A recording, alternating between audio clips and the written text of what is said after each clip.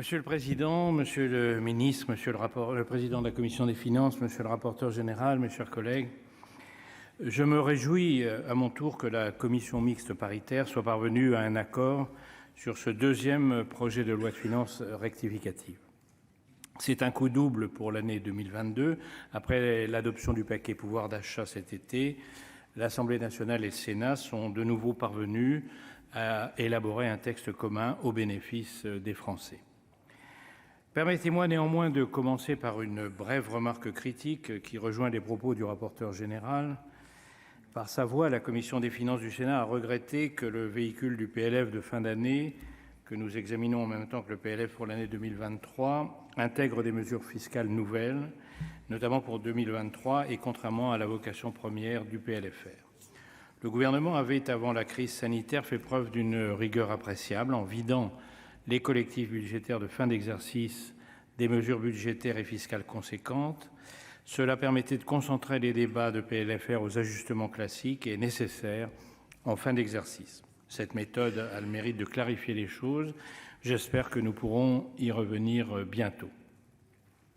Je ne reviendrai pas sur les grands équilibres de ce texte qui n'ont pas évolué de manière significative au cours des débats.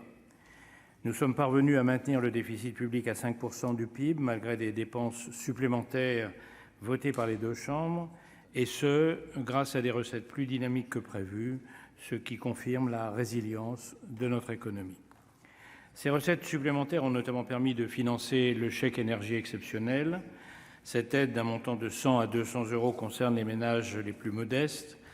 Bien sûr, la politique du chèque a des défauts et des limites que je ne m'attarderai pas à rappeler. Bon nombre de nos collègues s'en sont déjà chargés, mais je tiens toutefois à saluer le fait que ce chèque soit ciblé sur les plus modestes, même si le ciblage demeure assez large, puisque 40% des foyers y sont éligibles. Ce ciblage des mesures de soutien au pouvoir d'achat matérialise le passage du « quoi qu'il en coûte » au « combien ça coûte ». Les certitudes sur le présent et surtout les incertitudes sur le futur nous obligent à aborder les dépenses publiques avec davantage de prudence. Je n'ai pas pour habitude de me réjouir des dépenses publiques supplémentaires, mais il est une ouverture de crédit prévue par ce projet de loi de finances rectificative que je tiens à saluer. Il s'agit du renforcement de l'aide militaire de la France à l'Ukraine. Ces crédits supplémentaires font suite aux engagements pris par le président de la République. Au total, ce texte apporte 1,1 milliard d'euros pour financer l'aide que nous apportons aux héros de la liberté que sont les Ukrainiens. Il est indispensable que la France poursuive son soutien matériel à l'Ukraine, car un soutien moral sans soutien matériel, c'est un peu comme un chèque en bois. Au final, on perd en crédit bien davantage qu'on espérait gagner.